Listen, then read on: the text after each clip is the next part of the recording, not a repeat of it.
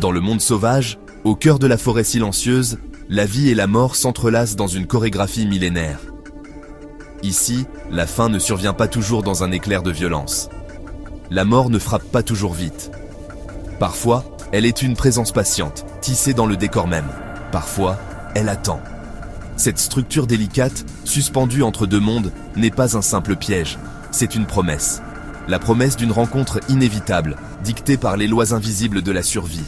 Un silence profond, presque absolu. Puis, une perturbation infime. Quelque chose vibre. Une onde se propage à travers l'architecture de soi. Ce n'est pas le vent, dont le souffle caresse les feuilles sans perturber la toile. Ce n'est pas la pluie, dont les gouttes seraient une symphonie bien différente. C'est un signal, précis, intentionnel, l'annonce d'une présence. Dans ce monde où chaque surface peut être un piège, un seul faux pas suffit pour déclencher la danse. Le fil invisible. La toile est une extension du corps de son architecte. Plus qu'une simple construction, elle est un système nerveux externalisé, un organe sensoriel déployé dans l'espace. Chaque fil est un nerf, tendu et prêt à transmettre la moindre information. La soie, plus résistante que l'acier à poids égal, est aussi un conducteur d'une sensibilité extraordinaire.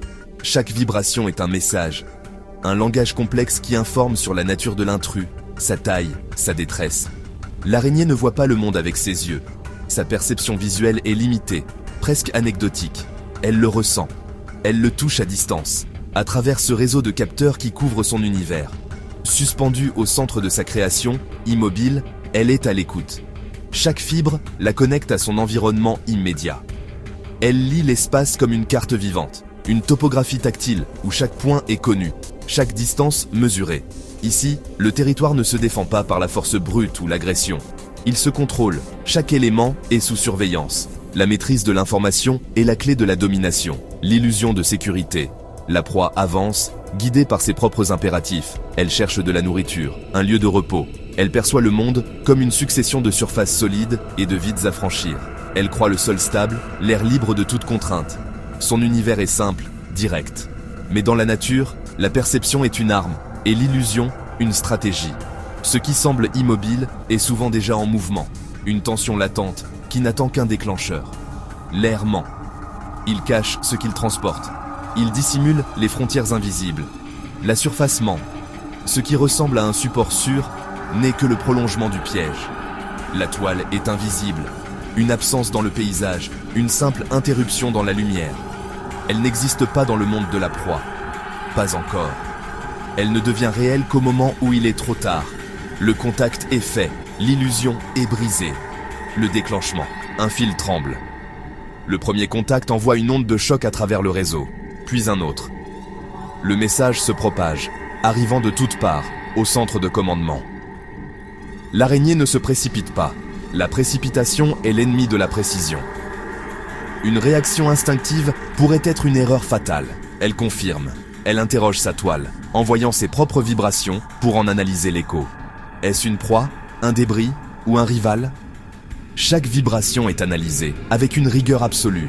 C'est une lecture de données brutes, une science de la survie. Le poids, trop lourd et c'est un danger. Trop léger et l'effort n'en vaut pas la peine.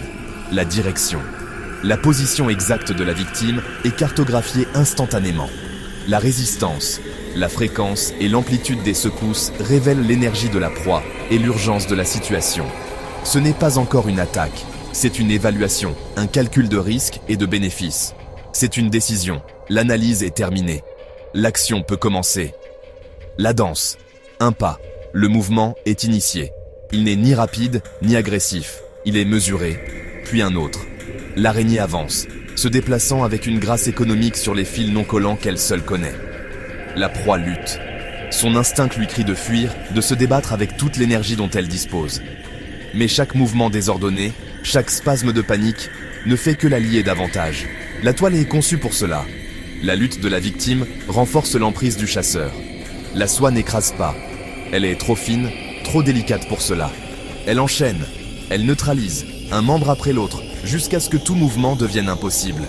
Ce combat n'est pas une question de force. La proie est souvent plus puissante, plus rapide.